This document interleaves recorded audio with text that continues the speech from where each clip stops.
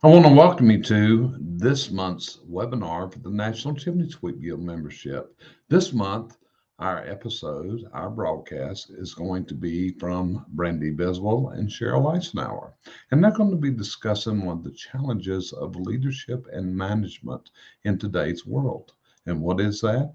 It is all about how you motivate people. But see, one of the things about motivation of others is you have to understand how they are motivated because different people are motivated in different ways.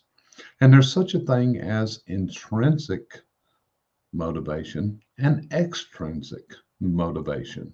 And understanding the motivation pattern of the people that you lead, the people that you manage, the people on your team is going to be part of your secret of success, your gold nugget of motivation. So stay tuned.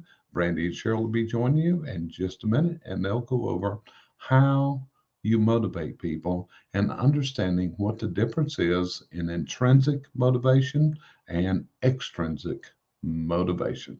Hope you enjoy this broadcast. Let us know here at CBC Success Group how we can help you get to your business dreams. Okay, Brandy, it's time to rock and roll. Would you like to start out first by explaining extrinsic and intrinsic a little bit, at least so people have an idea of what we're talking about if they haven't done their research? So I think I was trying to think like what's the easiest way to explain it without just giving like some definition. So to me, the way I like to think of it is intrinsic motivation, it's inner. We're doing it for ourselves. Whereas external motivation, there's some reward at the end. So when I was broaching this subject with you and Jerry, I used the example of I showed you guys a graphic with a kiddo playing soccer, and one kiddo's playing it because he wants the trophy. That's extrinsic motivation. He wants that tangible trophy and that recognition. The other kiddo's playing it just because he loves the game of soccer. He loves learning the game. He loves practicing the game. He loves just being a part. That's intrinsic motivation.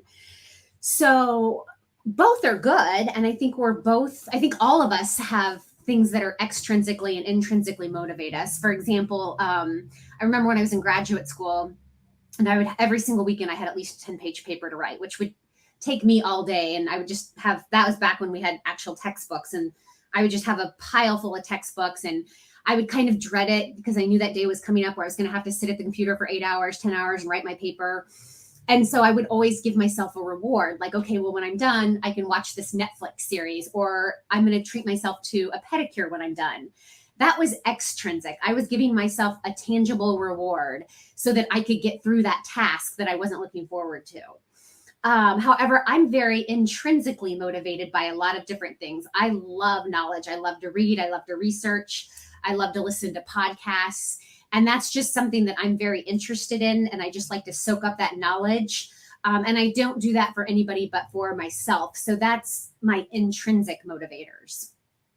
And I probably lean more to the extrinsic because, and I know I didn't pronounce that right, just feel free to fix me.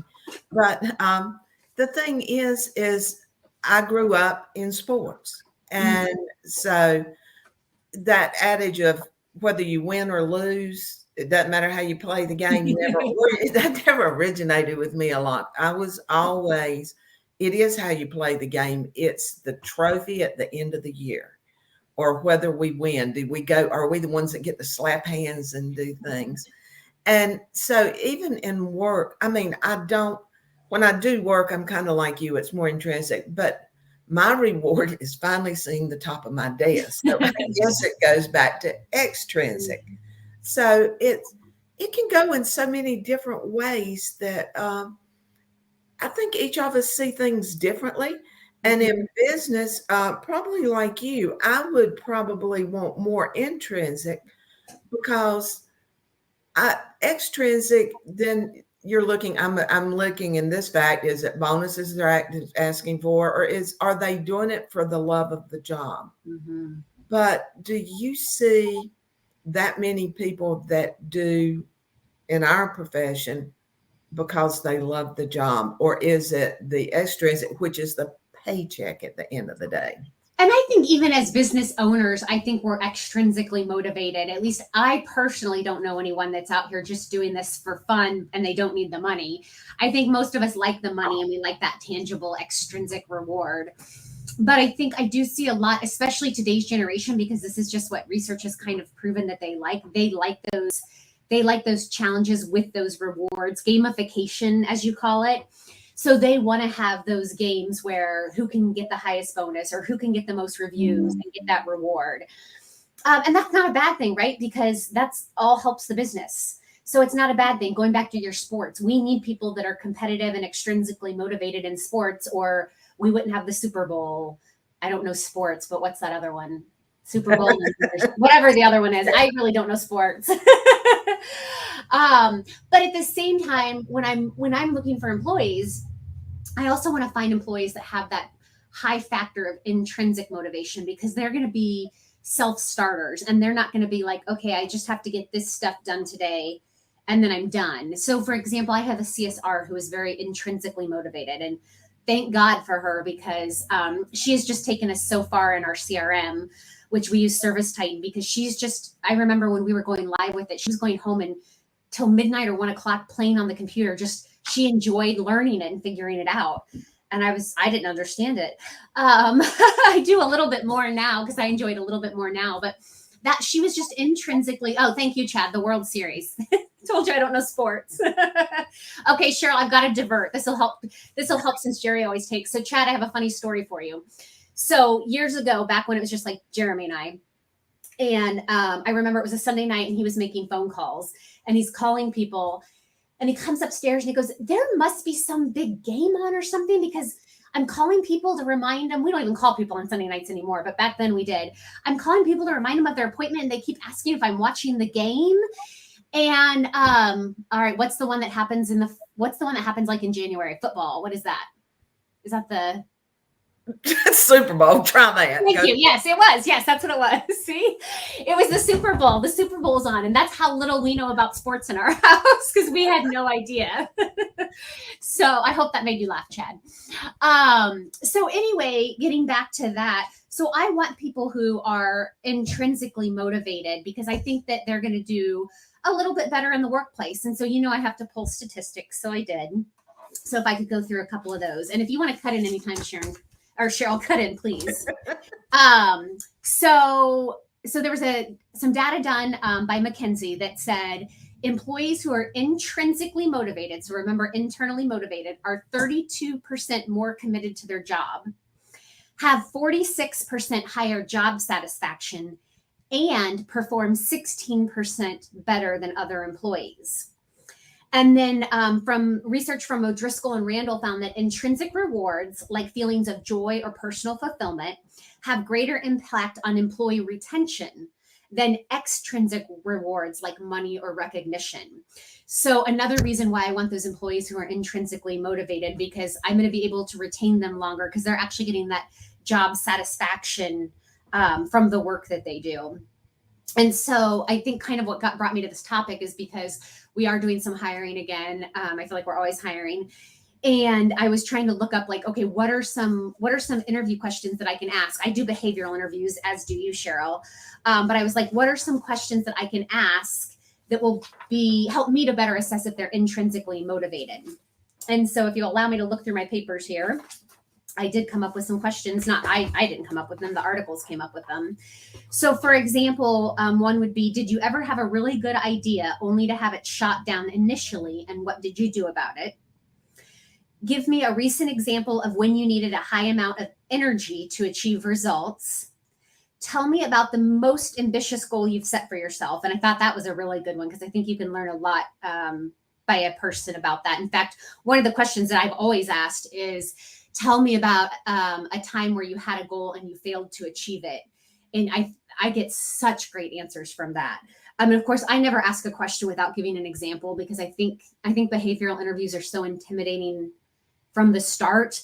I don't want somebody sitting there, like, if they don't interview well, especially, they can be the best employee and interview horribly and they're all nervous. So I always give the example, I wanted to run a full marathon by the time I was 40. However, after 2 stress fractures, I did not meet that goal. but I was very driven. It's just other circumstances happen. And then tell me about a time when you were really excited by a project or an assignment. So those are some questions we can ask during that initial interview process to see, is this person intrinsically motivated? Or are they just going to be the person that's going to come in and punch out and do the bare minimum of work? And as I've gone back over employees, okay, I got to thinking about this. It kind of ran a whole new gambit when I started. But you know what I do for a living? You know, I'm a DISC assessor. And as I was looking through the employees, I noticed that the majority of high D and I's were extrinsic and S and C's were intrinsic. Is that kind of what you're looking at also? It's funny that you brought that up because I also found research on the DISC as I was going through this, and I was going to ask you, and I think I've asked you before, because I'm always like asking you 100 questions about the DISC because I know very minimal about it, but I find it so intriguing and I find it so helpful. And I don't know, you have like, I don't know, what is it, like it's like you have basically like a PhD to me in DISC, whereas I just don't know that much about it. And I was looking through my papers to try and find, but I did find in here, and you're right, it did talk a lot about that, where the D's and the I's are a little bit more extrinsically motivated, just based upon their personality traits. And that was another thing that it was talking about, because I when I was researching this, I was like, well, can I make someone intrinsically motivated? Like, how do I lead so that they can be intrinsically motivated? And it was going into leadership styles with the DISC and talking about, you know, just helping them to come up with goals that they want to achieve and that they like, making sure they're in the right seat for the job. Things like that is what's going to help them be intrinsically motivated. Right. Very good. And here's Chad's. I'm going to go ahead and here's Chad's favorite question to ask. On a scale of 1 to 10, I'm being 1 being not and 10 being the most, is how lucky do you feel you are? Oh, that's a good question. And it is. You may need to write that one down for you. And then his next thing is, DISC is awesome. Everyone should DISC their new hires and candidates. And we do. Yeah.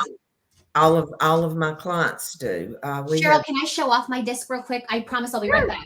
Go for it. Yeah, I'm probably headed close to 1,000, doing 1,000 DISC at this point.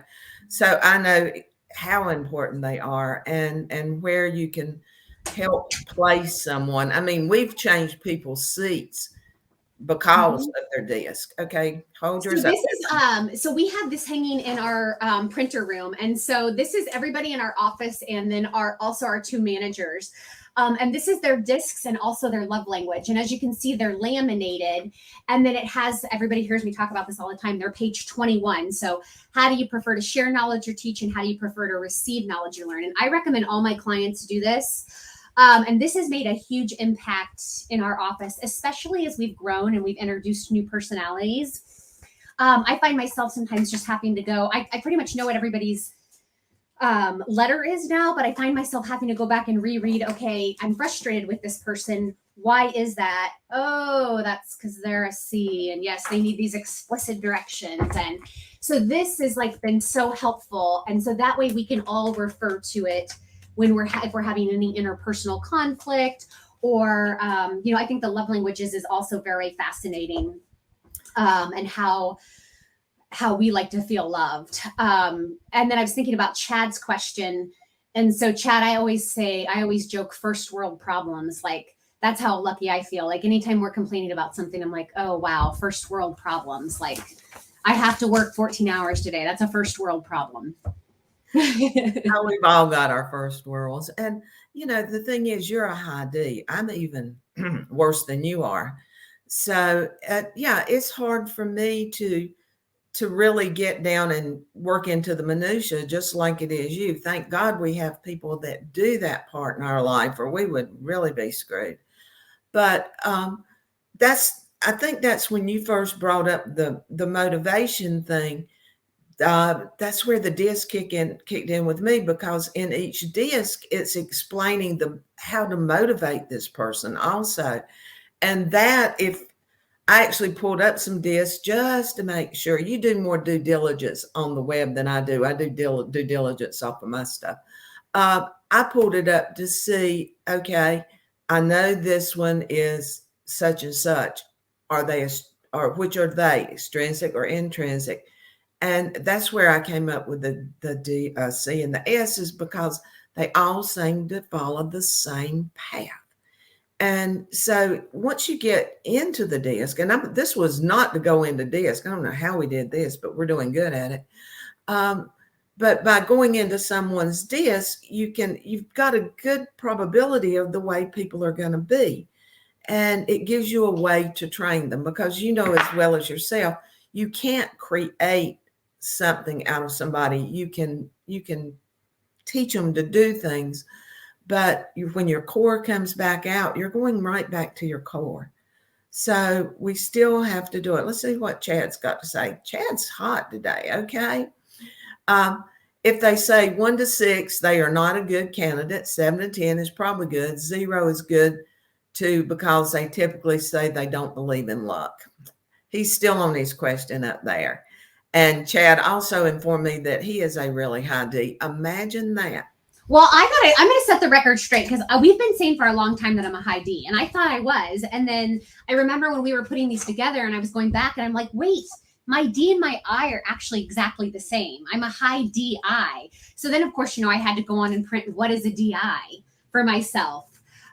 So now I like to pretend I'm superior. This is my extrinsic personality coming out, the D part. I'm superior because I'm very well rounded, that I have the D and the I. What's your D number again? I think they're both 81 for my D and my I. Chad, would you like to share yours, since I know you're still on here? Till Chad goes back and checks his, we'll just go. But yeah, that's the super thing about it. And the super thing about the disc, the super thing about motivation, anyone can be motivated. I mean, you get the fire hot enough, you can motivate me to do about anything. But money's not my driver, not as much as a lot of people would be. Mine's the competitiveness. And that's what I'm going to win. You can copy me. You can do anything you want to do. But in the long run, I will win. And that's just the way I have faced life. And at my age, I'm not giving that part up now. So I feel Jerry's that way too, though. Like I always say about him, I'm always like, no one could ever outwork Jerry. Like, I don't know. He's like a robot. I feel like I always joke, I wake up in the morning and my battery's full. And then as the day goes on, it goes down and down. If I get a nap, it might go up a little bit, but then it goes down and down. And I feel like Jerry's always running like on a full charged battery. So I always joke, like, I could never outwork him. And I don't think anybody could. Well, Chad just put in that he is an 80. Just for everyone's benefit, I'm a 99. And Jerry's like a 99 too, isn't he? He's a 99 also. I did look. I'm an 81D and an 81I. So, I mean, each of us, that just qualifies our core, and it gives you an idea of how we are when we represent ourselves to others. It's not that we can't have the other traits. I will never, I don't think, be intrinsic in working that way, because I enjoy what I do, but the part that I enjoy is not the part that anybody else can see. So I think mine's an internal, external, if that makes any sense. External drives for an internal feel. I think you have a lot more. I don't think you're giving yourself enough credit, though. I think you have a lot more intrinsic motivators than you're giving yourself credit for. I know I drive Jeremy crazy, because like I'll send him like 20 podcasts in a day. Like, you need to listen to this, or this article said this, or you need to watch this. And it just drives him crazy. Like some days he's just like, stop. I don't have time to read all that. And I just get so excited by all that knowledge. So I know that drives him crazy. And I know my D personality, it makes me very impatient, and it comes across in my leadership style too. Had to have a talk with a technician today, and Jeremy and I had talked with this technician last week, and I like to joke with Jeremy, like when he talks with a technician, it turns into like a therapy session. And when I talk to anybody, like when I'm doing a coaching session, it's very black and white. Like, this is what you did. And I usually end it with do better. Because I just like, let's get it over with. I'm very, and I have to, and you and I've talked about this, I have to be careful with that. Like when I'm doing electronic communication, because in email, and I want to be the same way. I just want to like respond to the email, and I have to really force myself to put pleasantries into the email. I don't mean to be rude, but it can sound or come across as rude to other people if I don't put those pleasantries in there. And really, it's just me, like, and not patient. Like, let's just get the answer out. That's why I like you, and I can email you with 3 And we've got someone out there saying that we're both intrinsic. I think everybody is to a point. Yeah. But you would have to be, or you'd get nothing done. Seriously. True. Yeah. And you wouldn't enjoy what you did. I mean, I enjoy my work, which gives me the intrinsic side. The extrinsic, I want to get it done now, like yesterday.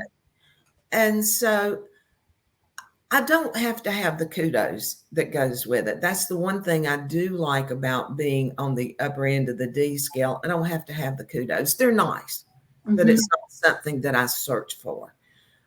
If I'm the one that qualifies if I'm doing good or bad, just like you, a lot of other people have to be qualified.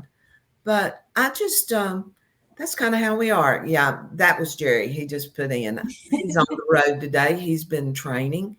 And so they just are having a class up in Pennsylvania. They just got done. He's on his way back. So that's why he couldn't be with us, guys. Wish he could have been.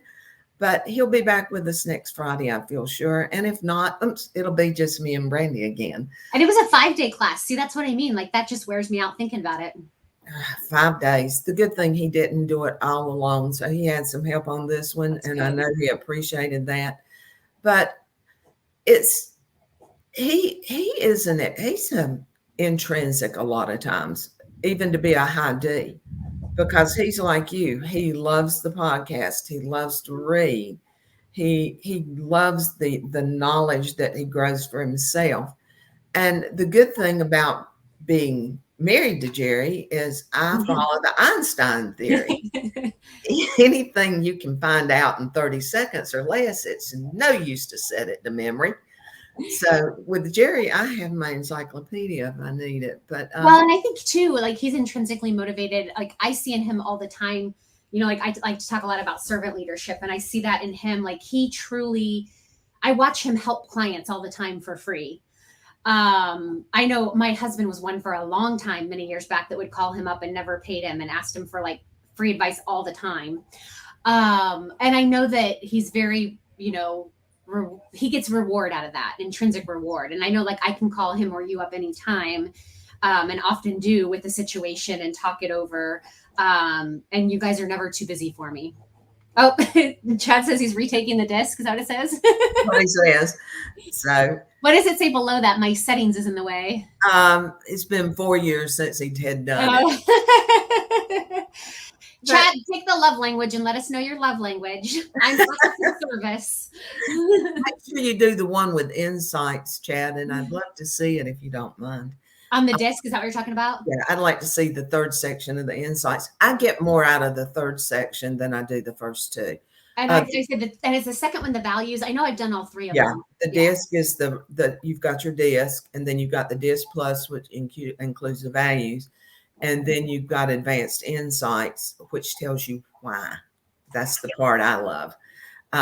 Training for that one was a whole different ball game, but this is something I love doing. I had one guy send me one yesterday wanting to know if he took it in 2019. He said, I would love to take it again because I wasn't calm that day. He said, I don't feel like I answered right. And I want to learn about myself. And I think that's so much better than what you and I can find out when I find people that want to love themselves or learn themselves, when they know who they are and why they're doing things. And that's kind of where the motivation comes. I don't think you can get entirely motivated in anything until you know yourself. You can get excited. Mm-hmm. And a lot of times people, and you tell me if I'm wrong, people kind of mix excited up with motivated. Mm-hmm. Mm-hmm. No, I And think it's true. I mean, you can get excited about anything, but excitement drains. Mm-hmm. If you get motivated, you're going there. Mm-hmm. And motivation too. I think the other misconception about that. Now that's the problem. If you just let me talk, I'll go down 20 rabbit holes because of my ADHD. I think people too, they think that motivation is something that just comes to us naturally. And that's not always true. When I get up at 4 a.m. to go to the gym, I will tell you 6 out of 7 mornings, I'm like, oh, can I just cancel my class and sleep in today? I'm so happy once I do it, and I feel great once I do it. And my motivation for doing it is actually extrinsic because I want to look nice, and I come from a family with diabetes and Alzheimer's and heart disease, and I don't want to suffer from any of those things. But to say that I just jump out of bed every morning, yay, I get to go to the gym, would be so far from the truth. I have to push myself and motivate myself to do that because of those extrinsic rewards I know are coming.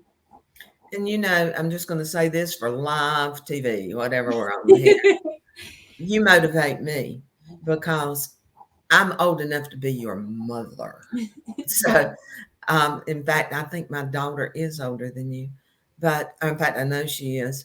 But you motivate me because you're doing a lot of things I can't do right now. I used to work out 6 days a week and do all the above, and climb ladders 5 days a week, all day long. And yes, you feel much better. And that's what kept me motivated back then is that idea and the fact I had to work out to be in shape for work. Mm-hmm. And I worked so I could work out. So that's kind of worked with it. And that was great. Now I take what minimal exercise I can get and look at that as good. I actually, I think God only give you so many bends in your knees, and I think I have so right now I've got me a little machine down here that's motivating my legs to actually strengthen in the knee joint. Nice. So, and a lot of that was due to you because when I looked across it, do I want to do it? No. Do I have time to do it? No. Will it fit under my desk? No. But I do love it when I get done and I am feeling better. And all that was because of something you and I were talking about days ago. And so, yes, my grandmothers lived to be 90, 91 and 93. And I want to be there, if you know what I mean. This is the direction I'm going, or at least I'm going to try. Put that in your book. But I am motivated by my grandmothers to get there. And between your pushing and the way you push Jerry, that helps a lot. And that's motivating him to do things that I can't do. Mm-hmm. When you're so close to somebody, it's hard for them to get motivated by you, just like you with Jeremy and Jeremy with you. But when somebody on the outside's pushing you, I think it gives you that extra motivation and that incentive. That's why everybody has to have share partners if they're doing something to keep them motivated. And I think back to the work, which Jerry's going to rack us because we haven't been talking about it.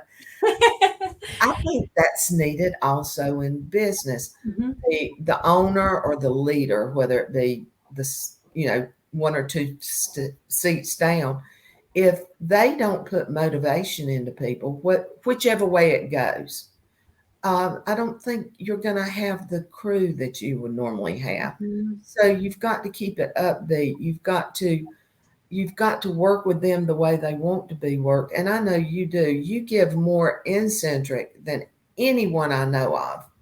Well, you're not perfect, though. I mean, we were talking about that this morning. I mean, it's just been a week around here with like stress. And so then I think, and I had to apologize to my staff yesterday. There was something that went on and I was upset because they weren't intrinsically motivated to research into it. And I kind of snipped at them and I had to go back and say, look, I'm really sorry that was inappropriate. So I think that it's all something we always have to work on all the time. Well, if we didn't, we'd get bored. I mean, what would you do if you didn't have But yeah, but working, we call it working on our people, but I don't think that's right. I think it's working with them because you can hold their hand and walk by their side much easier than you can push them up a hill. True. I think I see that in a lot of other businesses, and that they're always trying to push their employees or trying to pull them one or the other. They don't walk hand in hand with them and explain it to them and work with them. And again, back to the disc, the way you deal with that particular person is the way their personality is. Mhm. Each is different. We always watch people say, well, I do it with everybody. Everybody doesn't work. You've got to do different things with different people. Well, and that's what I like about the disc too, is because it helps me about myself know, okay, like these are my faults and these are the things I need to work on. I'm horrible about interrupting people. I'm horrible about like somebody comes into my office to talk to me and I'm like, okay, well, I got to keep doing this while you're talking to me. And I'm not like giving them my full attention. And those are things that it all points out that I can try to intrinsically motivate myself to fix so that I can be that better person. Yeah, I mean, you can't fix anybody else till you've kind of got yourself fixed. If you're not fixing yourself, you can't fix everybody else. But you're right. I'm like you. I have to be careful not to override. And when you put me and you and Jerry on here, talk everybody, it's unreal. But it's at work, it's at home. I caught myself just earlier. Christina, my personal assistant, was here. And I'm sitting here typing, trying to talk to her, and I'm multitasking, so I can do it. I can tell her what I'm telling her, and I can type. But then I felt like that was rude. That was just totally rude. And so I guess the word is I'm going to try to motivate myself as you I just got to stop that. And so it's not that I will stop multitasking, but it is that Chad keeps telling me he's 55% through. So of the disc. so he can the disc for the leveling is probably the disc. That's funny. But anyway, it's nice to see somebody excited about seeing who they are. And he is intrinsically motivated to take this extrinsically to see if he matches ours. So he's trying to win. You know that. That's how we know he's that D. Yes. D's 55% and I's 45%. I thought he meant he was 55% done. But each of us have our own thing, and each of us motivate in different ways. We're motivated in different ways. And I think for me, it's just about how do I find more of those people that are more intrinsically motivated than extrinsically, so that I can have that engagement and I can have that retention and I can have that person that they're not getting certified because they get a raise. They're getting certified because they are hungry for that knowledge. And I do find a lot when I'm hiring.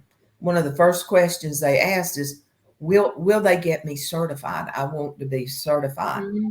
And that makes me feel good about that person because I know that they're looking to move forward, because the certification does you no good anywhere except in this particular field of business that we're in.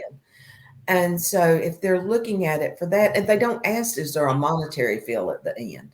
It's just they want to be certified. Mm-hmm. And then we also have, I have a lot of others. First question is, and how much money is it? So yeah. That's a good thing about interviewing 10 to 20 people a day. I don't know how you do it.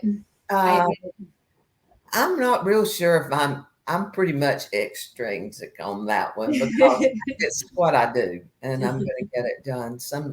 And you find some good people. I've talked to several super people today. Also talked to some not quite so super, but it's been a good day. And actually, to be honest, I don't have any more this evening. So that's how I get by with it. I block a little bit of time. You have to keep your mentality. Yes. But it's so nice to see people when they really want something, and when they're, besides everybody wants a paycheck. I work for money. You work for money. Everybody needs a paycheck. But it's nice to see people when they want the training. And that's another question. Do they train us or do they just throw us out to the dogs? And that I like because that way I know I can take these people and mold them. I mean, Mhm. that motivates me to be able to teach them. And so that's why we do this. I mean, that's why we have all our training that we do. That's why you go out and train. That's why we do. And you've got a thing here in a couple weeks. You've got a 2-day training that you're headed to. A couple weeks, months. I But actually have in next week, not next week, the week after. I actually have a client sending his office people here, and so my girls are really excited about that because it's not Brandy leaving for a change. The people come here, and that will be part of their experience is spending time with my CSRs and seeing what they do. So yeah. that's exciting. And that's my eccentric side is training. Mhm. I love to see that light go off in people's eyes. That's my reward for that. I 100% agree. I was telling Jeremy, I have a client, they're a franchise client. They're not in our industry. And they have one CSR there. So I meet with their CSRs once a week and they have one CSR there that like, I know when I meet with her, I have to have all my I's dotted and my T's crossed because I'm going to give her feedback and she's going to ask for 10 times more feedback. Like she is so hungry and motivated and wants so much knowledge. And I give them homework every week and she asks for like extra credit homework. Like she just is like a sponge and I love it. And it's nice because it challenges me because I know, okay, I'm not just going to walk into this Zoom meeting and we're going to talk about the week and this is what you need to do better. I know we're going to walk in and she's going to be like, and what else can I do? And what else can I do? And I love it. I just love to see that light bulb. And that's what I train. That's what I love training and teaching for. I love doing my disc. I like doing the analysis at the end and the assessments because I can see these people like, oh, that's why this happens. This is what's happening, and it's just a super feeling when you get back.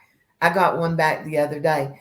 You did my assessment not long ago, and I've changed this, and my wife talks to me.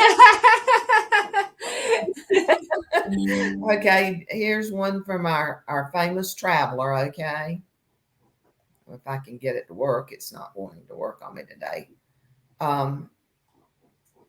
There we go. This is not my game, huh? Jerry, and I'm sure Jerry put on, as I'm traveling home, it is a really good feeling to see people soaking it in, Jerry. And Chad said he loves seeing the aha moments. Yes, I agree. I couldn't agree more. So the thing is regardless of what you do, don't not spend a good chunk of your time motivating other people because Mhm. I can clean off every piece on this desk, okay? And the only thing that's helped out is I got more room to put stuff. But if I can train someone on what to do, then I can go from that point and move them to a different world. And when they can get into that world, I mean, I've lived through the years that I really need to push learning. Okay. I'll never quit learning.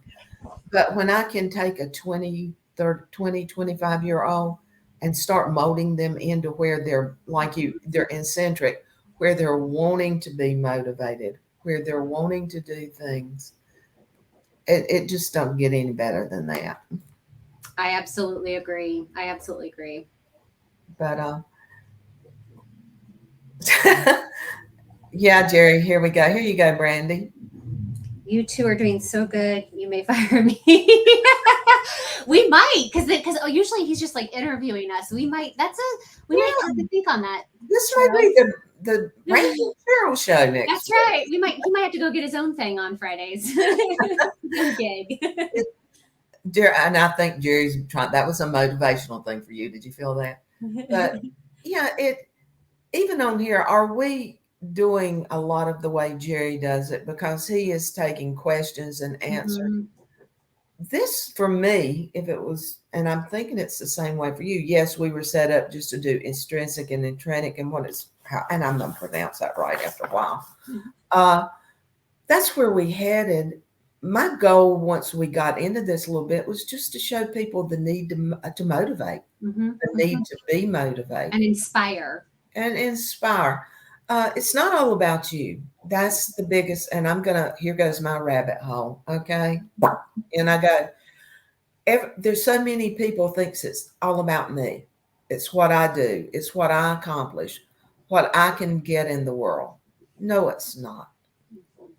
What it is the kind words you say that make people feel good, the good deeds that you do, the things you put out to the world, and what you can give to other people. And just start with a smile. I say that on most podcasts that I'm on.